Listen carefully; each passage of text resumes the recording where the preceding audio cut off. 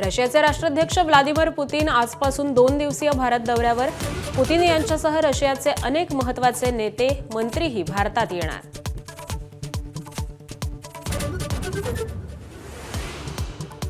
भारत आणि रशिया एकमेकांचे लष्करी तळ वापरू शकणार. संरक्षण कराराला रशियन संसदेची मान्यता.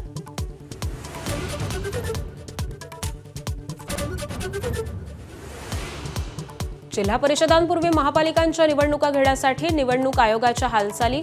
आज होणाऱ्या बैठकीला सर्व पालिका आयुक्त हजेरी लावणार. आरक्षण मर्यादा ओलांडल्यानं मिनी विधानसभांच्या कार्यक्रमात बदलाचे संकेत. 21 डिसेंबरपर्यंतच्या आचारसंहितेमुळे हिवाळी अधिवेशन केवळ 1 आठवड्यांचं. पुरेसं कामकाज होणार नसल्यानं विरोधक आक्रमक.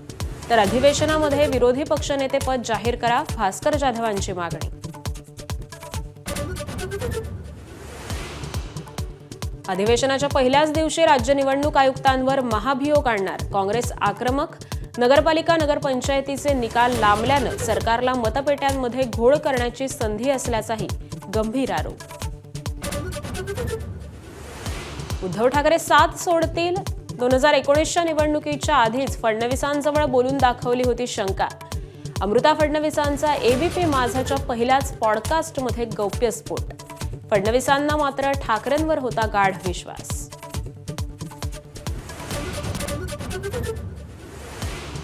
नाशिकमधल्या वृक्षतोडीला सत्ताधारी राष्ट्रवादी आणि शिवसेनेचाही विरोध. सयाजी शिंदेंच्या भूमिकेची अजितदादांकडून पाठराखण. तर पर्यावरणासोबत कुंभमेळाही महत्त्वाचा, फडणवीसांचं स्पष्टीकरण.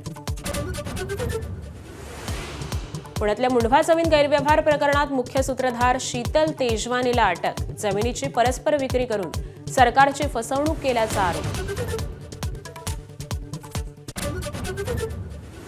रायपूर वनडेमध्ये दक्षिण आफ्रिकेचा भारतावर विजय. भारतीय संघानं ठेवलेलं 359 धावांचं लक्ष्य 4 विकेट्स राखून केलं पूर्ण. मालिकेत 1-1ची बरोबरी.